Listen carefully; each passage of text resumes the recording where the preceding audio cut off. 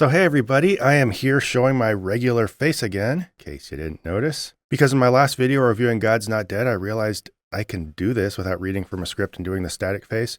And most people seem to like it, so I thought I'll give it a try. I'm not necessarily abandoning the static face voiceover character for good. I just want to give it a shot for a video or two and see how people like it, see how I feel expressing myself this way. And by the way, if you want, stick around to the end of this video, as in like after the Patreon credits, and I'll talk a little bit more about my style of presentation and why I'm trying this out. So today I am dealing with a guy who splits a lot of hairs over whether atheists believe God does not exist or whether they just lack belief in God. Now I am extremely uninterested in questions like these about the definition of atheism. I think a lot of it's just nitpicking. I don't like digging into it. However, what I am interested in is when Christians weaponize this question in order to demand that we account for our belief in ways that are just really kind of silly. So today I'm going to deal with a video by this guy who I should be putting on screen right now. Now, I generally haven't liked giving exposure to small apologist channels like this. I don't like using my platform to elevate them. But what I found is my interactions never translate into long-term interest in the channel. It's not going to get any traction because of me. So this guy can go ahead and enjoy his week or two of negative attention and then move on to general irrelevance, I guess. That said, here we go.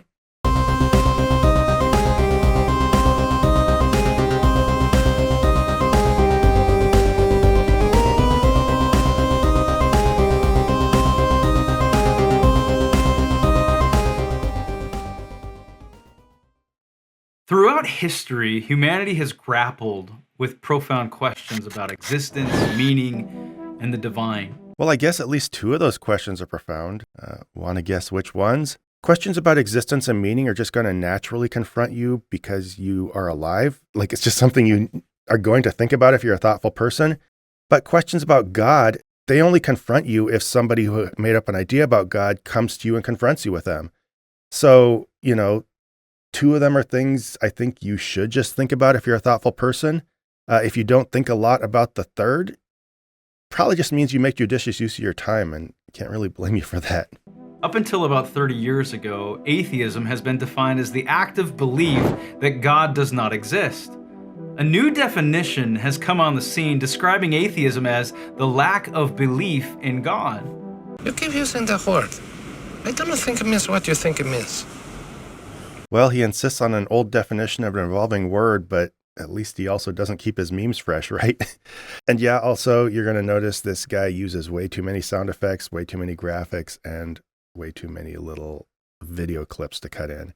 I don't know. That stuff can be entertaining, but sometimes it can just be a bit too much, I think. Do atheists merely lack belief in God, or is there something more devious at play?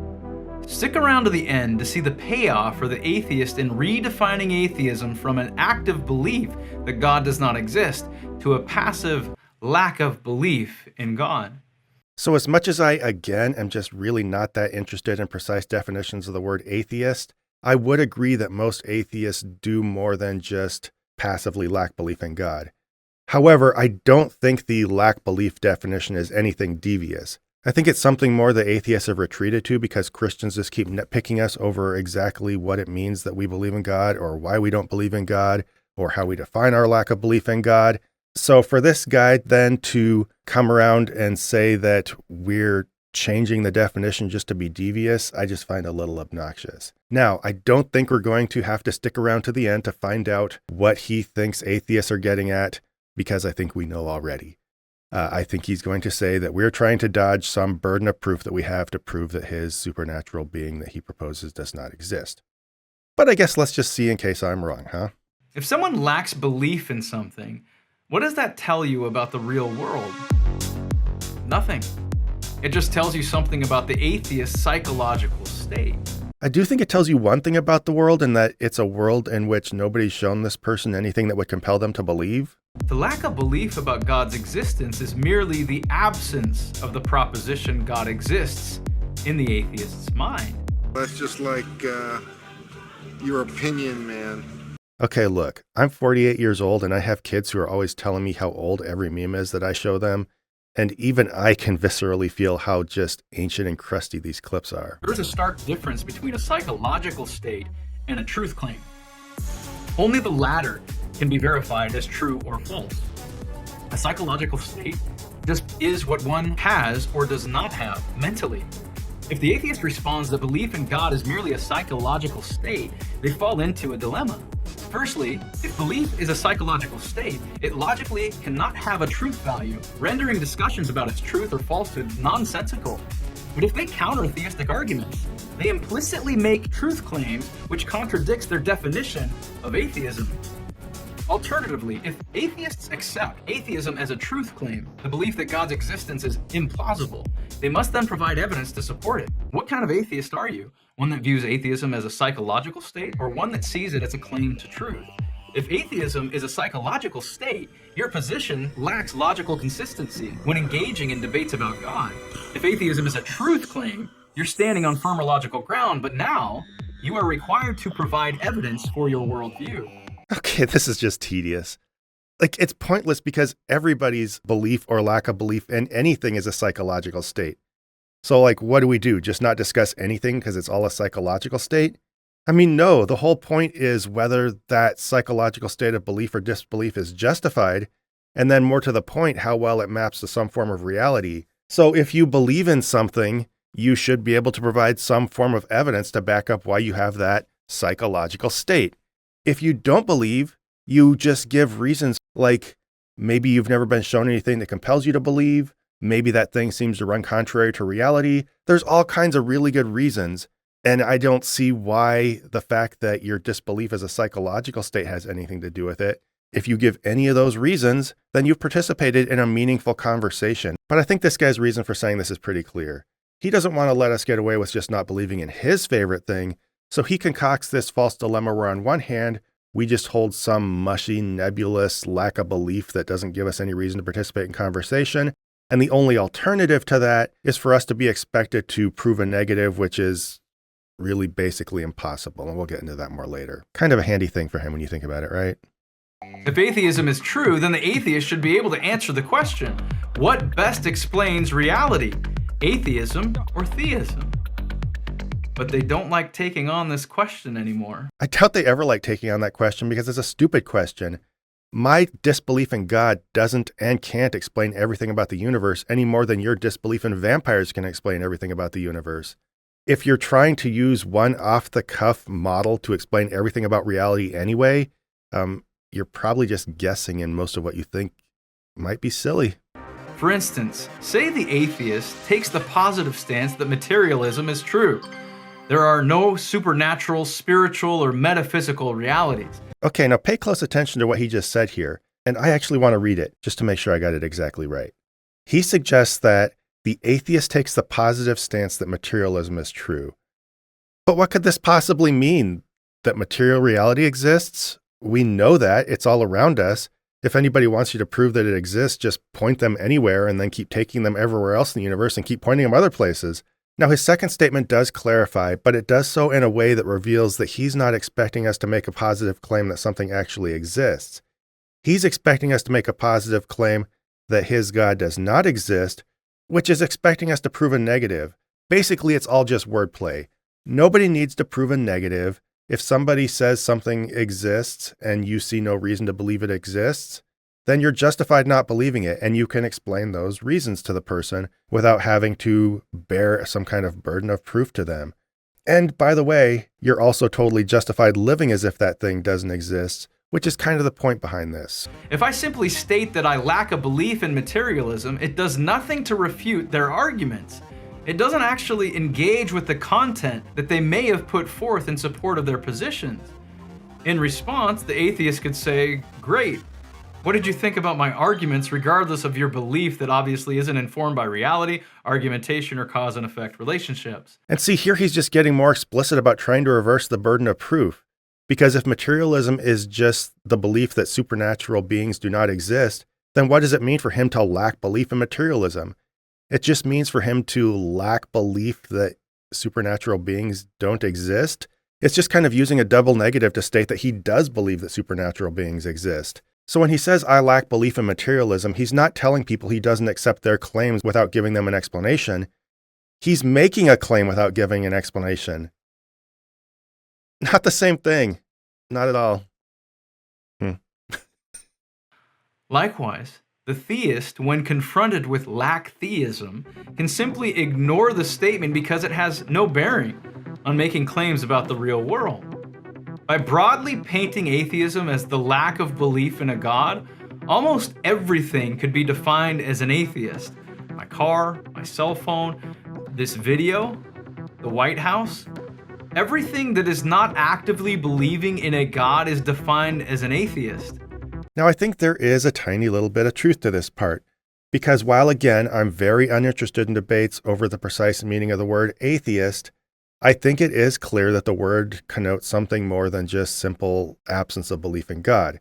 I think when most people hear it, they think of a person who has been exposed to the idea of God, is old enough and mentally capable enough to absorb it, and has some informed reason not to believe.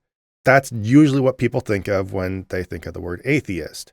Now, am I going to split hairs and get into big arguments with other atheists over precisely what it means? No. And that's why instead of getting into these debates with atheists and certainly with Christians, I prefer to just compare disbelief in God to disbelief in other things. So just take most paranormal things you don't believe in. Ghosts, vampires, UFOs, whatever. In most cases, there's not really a substantial difference between saying you don't believe the thing exists and saying you believe it does not exist. Now, before all you apologists fall headfirst into your keyboards, I'm not saying that there's no semantic difference. I know there is one. What I'm saying is there's not a substantial difference. And to see why, imagine that someone came up to you and told you that there's a vampire in their neighborhood. What would you do with this? Would you just sit there and passively fail to absorb the belief the way that a rock or a tree would? I doubt it. I also doubt that you would just say, well, I haven't seen it yet, but I'm completely open-minded and I guess I'll keep my eyes open for it. You would probably actively estimate that the vampire doesn't exist. And there's a few good reasons for this. First off, you've never seen such a thing. Second, its existence runs contrary to your whole life spent observing how reality works. And third, it seems that there is a well-documented literary history kind of just making this thing up. And so based on all that, it's very reasonable for you just to find the claim extremely unlikely and to estimate that there is no vampire in that neighborhood or anywhere else. And I think that estimation basically comes to a belief that the vampire doesn't exist. Is it technically in the sense that you have scoured the entire neighborhood, that you've observed it all at once, and so you can conclusively falsify the statement that it doesn't exist? No, it doesn't mean that. But I would say that the difference between estimating that a vampire doesn't exist for informed reasons like the ones I gave and believing that one doesn't exist is so fine that you're just kind of nitpicking. Most people, I think, would at least say colloquially that they believe vampires don't exist, and I think that's what they mean. They don't mean that they've conclusively falsified the proposition. But I think my point is that the word you use to describe the disbelief is inconsequential. That level of disbelief does exist, and people hold that level of disbelief in the idea of God. So apologists should just be willing to accept that this level of disbelief exists, acknowledge that it's reasonable, and then quit trying to corner atheists into nitpicking over which word they use to describe it. This whole premise is just entirely silly. It's just people who can't show somebody something they believe in, trying to work people who don't believe into a corner because of the phrasing they use. I don't know. It's just, ugh. Atheists have done better. Not sure this guy's the best judge of how atheists do. I don't even think he's trying to be a serious judge of it anyway. It seems more like he's just using dead atheists to throw shade at current atheists. This new definition doesn't move the needle in one direction or another. Definitions don't move the needle for anything. What moves the needle is articulating why you do or don't believe in something. And atheists do that. Pretending they don't just because some of them have acquiesced to the definition of lack belief is just a little dishonest in my mind. At the very least, you're not paying attention to all the arguments that the atheists are making. Atheism is the positive position, as it has been defined for hundreds of years, that God does not exist. And if this definition implies that atheists should prove a negative, then they've been using a bad definition for hundreds of years. Not only that, but if an atheist states that evolution is true, we live in a multiverse, that the universe is eternal, that morals are subjective, they are stating positive beliefs to account for reality. As such, they bear the burden to prove it. Yeah, if a person says any of those things, they're making a positive claim and they need to back it up. Doesn't have anything to do with people not believing in your positive claim, though. I think the thing he's getting at, though, here is pretty obvious. He thinks if you don't believe in his God, then you need one of those things as a fallback to explain the entire universe and how it works. I would suggest, as an alternative, it's okay to not believe in his God and also just say, I don't know how the whole universe works, because that's the only honest answer. Imagine a detective comes upon a murder scene and there's a dead body. Another cop suggests who the murderer is. The detective says, no, it's not him. Okay, how do you know that? I just lack a belief it's that person. That doesn't help us solve the crime. Sure, I guess it wouldn't help solve the crime, but it would help not prosecute an innocent person, which when I think about it does kind of help solve the crime. But this is why it would be good for that detective not to believe the other detective until he does give him good reasons to believe that person's the murderer, right? Just how it works. Now, of course, the problem is this guy has the second detective phrase it as, no, absolutely, this guy is not the murderer, which isn't how it works. But maybe there's something in between saying absolutely he's not the murderer and agreeing that he is. For example, I don't believe this until you can show me, and so let's move forward once you give me evidence. I don't know, that would kind of work. And so maybe that's also an acceptable answer for atheists. Both the theist and the atheist must offer answers to these questions. They both have the burden of proof to account for the furniture of reality. So furniture reality, huh? All right. When I read that in YouTube's transcript, I actually originally thought that they messed up and he was saying something else, but no, he actually said furniture reality, so cool. I guess that's fine. Whether you want to describe it that way or use normal words, nobody needs to describe everything about reality. You kind of explore reality as you can learn actual verifiable things about it. And until then, you just don't blurt out God did it, or if somebody else pressures you, you don't blurt out something else did it to give an alternative. Just say, I don't know.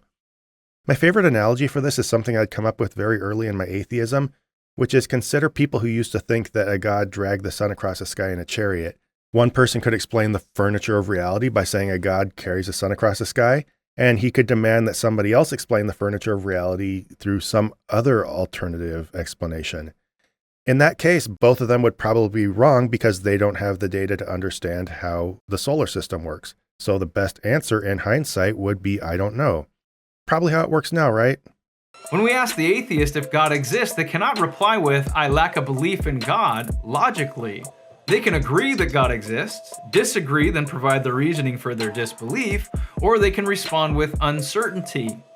If you say, I don't know, you're an agnostic.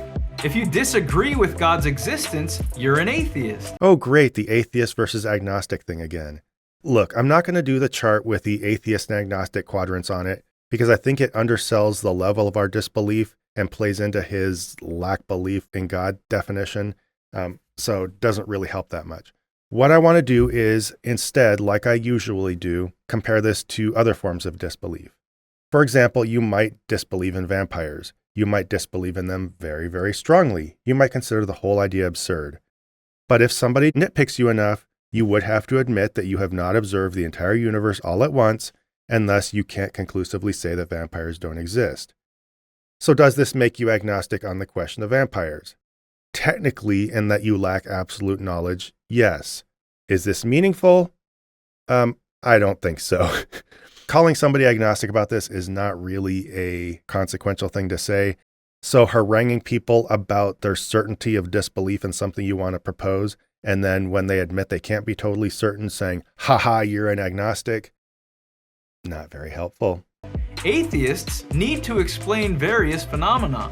The universe's existence, its fine-tuning, the natural laws, life arising from non-life, consciousness, objective morality, logic, mathematics, personality, in particular to Christianity, historical events like Old Testament prophecy and the resurrection of Jesus. No, they don't. If somebody comes up and tells you that a supernatural being exists, you don't need to explain everything about the universe in order to say that you disbelieve him. If he says that God caused all those things, he's just guessing. If you say that something else caused it, you're just guessing. So basically what he's demanding is that atheists mirror the bad epistemology of Christians instead of rising above it. Atheism and merely lacking a belief is not a sufficient stance on matters such as the existence of God or the moral framework of secular humanism, most atheists' sacred texts. Oh, so secular humanism is a sacred text. That's how childish we're being now. Cool. Also, secular humanism is not based on lack of belief in God. It's based on observable consequences our actions have on people who we actually do know exist. Atheists nowadays often assert that they don't need to provide evidence or arguments for their stance since they merely possess non-belief in God. It's called a hustle, sweetheart. So again, where are all these atheists who give absolutely no reason for why they don't believe? I haven't seen them. And even if some do exist somewhere, saying that that's the extent of our argument just because the phrase lack belief exists just isn't helpful at all. But there is a huge difference between passive true non-belief and active disbelief. Atheists fall under the latter category. They don't merely lack a belief in God, they actively believe that God does not exist. Yeah, if you call strongly disbelieving in God for reasons like these, believing he doesn't exist, then sure, and they can have good reason for that level of disbelief without exhaustively falsifying your claims. And by the way, I love that he put up this quote so that we can see that C.S. Lewis is as juvenile as apologists today are. You'll see it in the comments section of this video very soon. Why do they actively exert their lack of belief with such conviction, gusto, and ridicule? Because they're hiding something, and I'm getting close to striking gold, pulling the curtain back, revealing what's really going on. Yeah, it's because you're just totally owning them and they can't handle it. No author writes a book or engages in a debate about topics they genuinely have no beliefs or opinions on. The very act of atheists writing books or engaging in debates about God suggests they have a belief, even if it's in the negative, especially the negative. Please, Mr. Bagginses, let us keep our precious, our atheism. Oh, for f***'s sake. You need to rid yourself of its treachery. I possess no beliefs about which cricket team is the best in India. I don't actively look for cricket teams to share my lack of belief against. That would be pointless, a waste of time, and exerting all too much attention for something I simply lack a belief in. Do you live in a society that broadly holds to the same guess about which cricket team is best? Has anybody ever told you who you can and can't marry because of which cricket team is best? Have you ever felt that you're going to be disowned or kicked out of the house or lose friends or a job or something because you don't think that cricket team is best? Maybe that's why you think it would be a pointless waste of time. Why do all apologists suck at analogies in the exact same way? No, if I actively sought to engage in debates, write comments, and convince people that they need to convince me of their theism, I'm actively disbelieving, and there's a huge difference.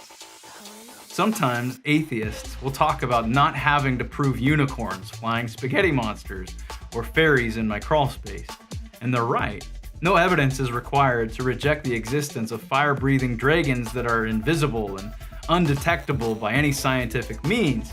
But the same can't be said for the belief in God. The existence of God is a belief held by a significant portion of the global population, as well as many supporting arguments and evidence. If the supporting arguments are bad, then I don't care that there are many of them. Rejecting a belief so widely accepted places the burden of proof on the one rejecting it. No. Unless you literally want to rest your argument on an ad populum argument. The fact that a lot of people believe in God doesn't put a logical burden of proof on us. At best, it puts kind of like a pragmatic burden on us to deal with the fact that they're always bringing God claims to us. You know, because being surrounded with people who put their belief in your face every day kind of forces you to contend with it. It's kind of sad that the guy could so quickly jump from why did they talk about something they don't believe in to this without seeing the point.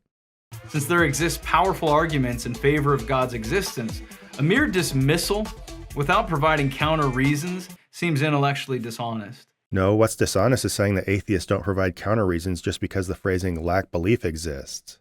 Atheists often claim they don't need evidence for God's absence, justifying their stance by stating that one cannot prove a universal negative. Yeah. For example, the statement that there is no God. You can prove there are non-existent things. Take, for example, the existence of prehistoric dinosaurs. We can prove they don't exist. How about this one?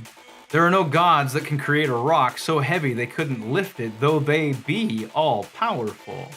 This, of course, introduces the logical impossibilities of contradictions. You can disprove a universal negative if the concept is self-contradictory. All right, this is just obnoxious. It was obnoxious when William Lane Craig did it, and it's obnoxious when this guy copies him. Because yeah, the existence of dinosaurs could be more or less falsified to the satisfaction of a reasonable person, but can it be conclusively falsified to the satisfaction of somebody who's totally invested in the existence of dinosaurs and wants to just keep pushing the point and pushing the point? Because they could always say that dinosaurs exist on some island on Earth that we haven't discovered yet. They could say that dinosaurs have traits like invisibility or ability to hide or something like that. The possibilities are endless. That's really the difficulty of proving a negative. And that's what most people mean when they say you can't prove a negative. If somebody really wants to keep altering the nature of their claim, they can keep giving that thing attributes that make it harder and harder to disprove until you simply can't, no matter where you explore in the universe, no matter what argument you come up with. They can always, for example, make God invisible. They can say he works in mysterious ways. They can say he's outside reality, all these kinds of things. These have all been built over time to make the claims about God unfalsifiable. So when you ignore that and just say that dinosaurs can be falsified or that there are some things out there that can be falsified, you're missing the entire point. Or maybe dodging it. By the atheist's own logic, since atheism also constitutes a universal negative, it too is unprovable by their standard. Do you know what this reveals? That you're being pedantic about the fact that they intelligently estimate that certain things don't exist? It shows that atheists hold their belief without evidence. A self-contradictory position by their own standards. Okay, so he's literally saying that if you don't believe something that you don't have evidence for, then you're holding a belief without evidence. This is basically just saying that not believing something exists is a positive statement about the condition of the entire universe. It's just semantics, and it's tedious and pointless. If atheists truly had a non-belief, they wouldn't even be part of discussions about God. But since they actively engage in conversation, it suggests a belief contrary to what most people accept. That has nothing to do with it. You don't talk about a claim or not depending on whether you disbelieve it or believe it doesn't exist, as if those are two clearly distinct positions anyway. You usually talk about a claim because of how much impact it has on you or the rest of society. As such, they bear the responsibility to present their reasons for rejecting his existence. Which again, we do all the time. Have you ever watched atheist YouTube? As well as how they account for the furniture of reality, rather than just dismissing the theistic perspective. Both atheism and theism are knowledge claims. Because of that, they both bear the burden of proof for the positive assertions about the existence or non-existence of God. Every single claim put forward carries with it a burden of proof. Some God exists. That claim carries a burden of proof. No gods exist. That claim carries a burden of proof. Atheism is not the default stance that many atheists attempt to hold. If there were a default, it would probably be agnosticism, which is the position of not knowing whether God exists or not. Do I seriously need to do the agnosticism thing again? I don't know. I guess he recorded it and I'm choosing to keep engaging, so whatever. I mean, yeah, you can't know it in the ridiculously absolute way that can only come from observing every inch in the universe all at once. But you can intelligently estimate that something doesn't exist, which is just kind of what we do with every other paranormal claim we don't believe in. That's why disbelief is kind of a default. If we gave equal credence to belief and disbelief in UFOs, Bigfoots, fairies, everything else, just because we were agnostic in the sense that we didn't absolutely know they didn't exist, then we'd just be so bogged down in uncertainty about the nature of reality that we basically just wouldn't be able to function. That's why I doubt this guy hovers between belief and disbelief and all the other claims that he's technically agnostic about and just kind of reserves this, disbelief as a truth claim for his favorite thing. Atheists must provide reasons for believing God does not exist, while theists must provide reasons for their belief that he does. See, this is the thing I'm not sure people really understand about burden of proof. Nobody really must provide reasons for their stance for basically anything. But if somebody suggests that a supernatural being exists or some other paranormal claim, then other people are pretty much right to expect them to prove it to some level of satisfaction before they'll take them seriously. And on the other hand, those people don't need to give reasons for their disbelief unless they want to engage with those people for some reason. If they do, just intelligently lay out why you haven't seen evidence, why you don't find that claim compelling, and just go along your merry way. Not sure what this guy thinks he's going to get out of us by claiming we have a burden of proof to show that his God doesn't exist. And now for the reasons behind the redefinition of atheism. There's a payoff for the atheist in redefining atheism from the active belief that God does not exist to lacking a belief in God. Yeah, I guess it kind of gives us a break from apologists insisting that believing God does not exist compels us to falsify a negative in ways that are basically impossible. So, guilty. It has to do with the burden of proof. If someone makes the claim, they have the responsibility, the burden of proof, to prove it. Deathly afraid of taking on the burden of proof, atheists protect the precious at all costs. If they can get away with defining atheism as the lack of belief, then it's up to the theist to provide their evidence, argumentation, the burden of proof, and the atheist can sit back and ridicule every piece of evidence offered based upon their own psychological state of lacking belief, regardless of if they should or should not believe in God. Yeah, that is exactly how it does and should work.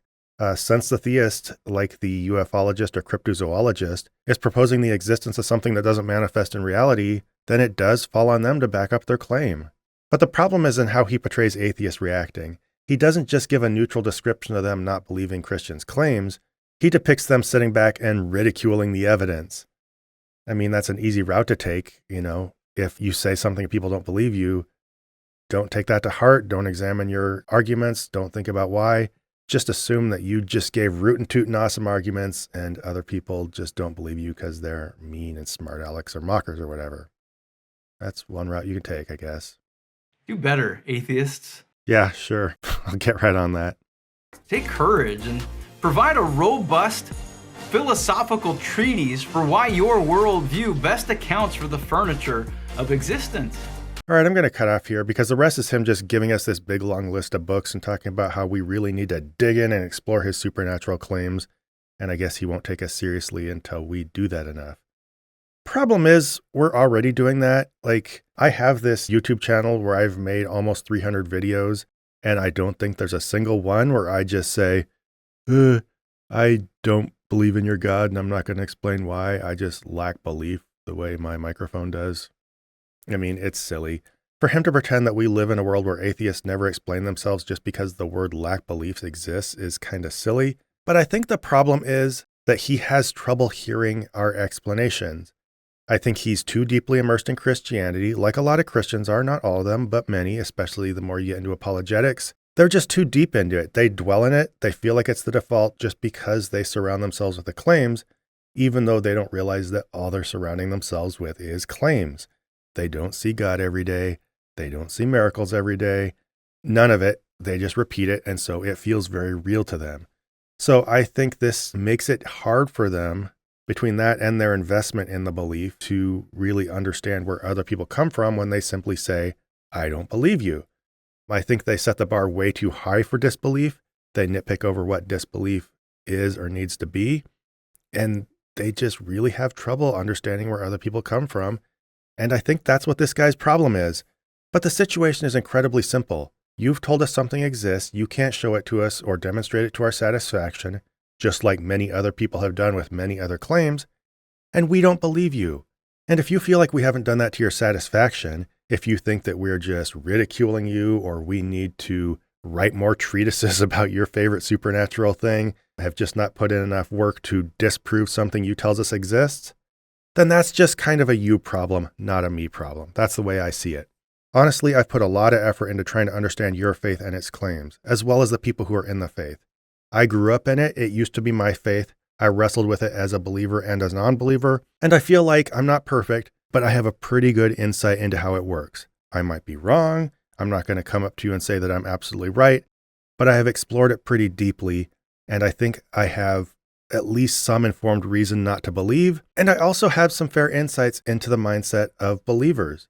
And I think I've put a lot more work in that regard than you or most other Christians have put into really trying to understand the mindset of non-believers. And everything you said has kind of shown me that.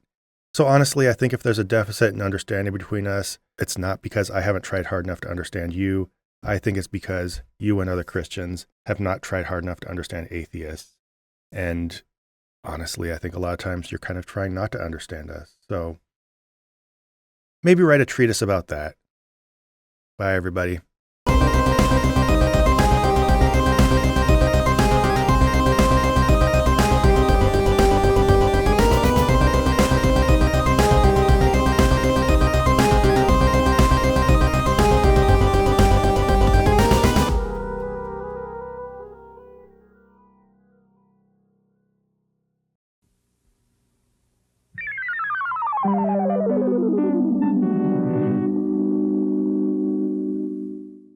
This program was made possible by a grant from John Adams, Bob Generic, Maggie Danger, S.R. Foxley, Daniel Bostedt, Magnus Holmgren, and Q, and by the generous support of viewers like you. If you'd like to join them in pledging to this channel, please find a link to the Prophet of Zod Patreon below. So yeah, I know this is a lot different for a lot of you. Most people do seem to like it better when I present on camera. I think the cadence of my voice is a lot better. I personally don't like how it sounds when I read a script. I know that I do it in a repetitive, kind of sing-song monotone way. I know that I have a very bad habit of emphasizing and trailing up at the end of sentences, and it's just incredibly hard to break out of that when you're reading a script. I've been conscious about it at least for a couple years now, and I've very purposefully tried to change the way I emphasize things. I've tried writing my scripts in ways that would help me emphasize certain things and stuff like that, so it didn't sound so repetitive. And in the end, it's just really hard to break out of that. So most people seem to like when I just talk in a normal voice and not totally off the cuff, but like talking in a regular cadence and presenting instead of reading. They seem to like that. And it sounds more personal. I personally feel like it's more personal too. And I feel like I'm sharing a little more of my real self. So why was I doing the static thing and the reading a script to begin with? Well, there are a couple reasons for it. It was never really to hide my identity as much as people like to come by and say that. I've shown my face in various capacities almost through the entire history of this channel. It was more simply so I could read a script more easily and hold the mic more close while I'm reading and edit my audio and stuff. I do have trouble articulating, and so I would record over and over until I had about an hour or hour and a half, maybe close to 2 hours sometimes of footage for a regular length response video. And I spent a ton of time cutting out outtakes and stuff, trying to get it perfect. I have I don't know if it's a condition or whatever, but my tongue is tied a little close to the bottom of my mouth. I think they might call it endoglossia or something. And so I have trouble powering through certain words, and certain things I say sound a little bit slurred. That gets way more pronounced when you're trying to read a script and you don't get to speak normally as words flow out of your mouth. You're trying to force your way through things you've written. And so that's very difficult. One other reason I've done that is one of the things I think I'm strongest at as a YouTuber is just being very precise in my phrasing. I don't approach things from a position of knowledge about sciences or manuscripts, anything like that. And I think the more you delve into that, the more you get into muddy waters where your average audience member is going to have uncertainty that comes from listening to dueling experts. So I like to stay on the surface because I think most apologetics can be undermined on a very basic level based on tricks of phrasing. And so I mostly deal with untangling phrasing that apologists use and being very precise in what I say myself. And it was just a bit of a jump to try to try to speak from an outline instead of just reading a script. There is a lot of comfort in just reading a script, especially if you want to be very careful and precise in what you say. And so I had it in mind to try this for a while and just didn't. And when I've done the live shows at Danza, that got me a little more comfortable speaking off the cuff. Doing my God's Not Dead video showed me that I can do this. All the technical aspects do fall into place. And so I'm giving this a shot and just seeing how it goes. I hope you enjoy it. Whether you do or don't, give me your honest feedback. I know very well that this could end up being a rough ride, at least for a few videos. YouTube doesn't exactly reward change. When a channel drastically changes style, you might suffer a bit because of it. But I also do think that one of the biggest drawbacks for my channel was staring at that staticky face is a little weird and off-putting to people. Me doing those repetitive motions doesn't give you a lot to look at. My personality doesn't come through. And also one of the biggest things, I think this has just been a huge weight on my channel's growth, has just been the way I talk. Nobody wants to sit there and listen to a voice say over and over again. And I've gotten a lot of comments to that effect. So I'm trying this. This isn't some scheme to just suddenly make my channel explode. I really don't think that's going to happen. But I think how I speak is going to be better. Showing my face and just talking directly to you in a more conversational tone, I think might produce better content. And more people tolerated my God's Not Dead 4 video than I thought. That was a pleasant surprise for me. I was honestly wondering whether my way of speaking normally, whether I trailed off too much or whatever, would just be simply unwatchable and the thing would just completely bomb. It's on the slightly lower end of views, but it's getting a respectable number of views and they kind of keep coming. So I find that this is doable and I really want to give it a shot. So I hope you enjoyed it. And I am going to probably do this at least one more time, see what happens. And yeah, I guess I hope you all have a good night and look forward to seeing you next time.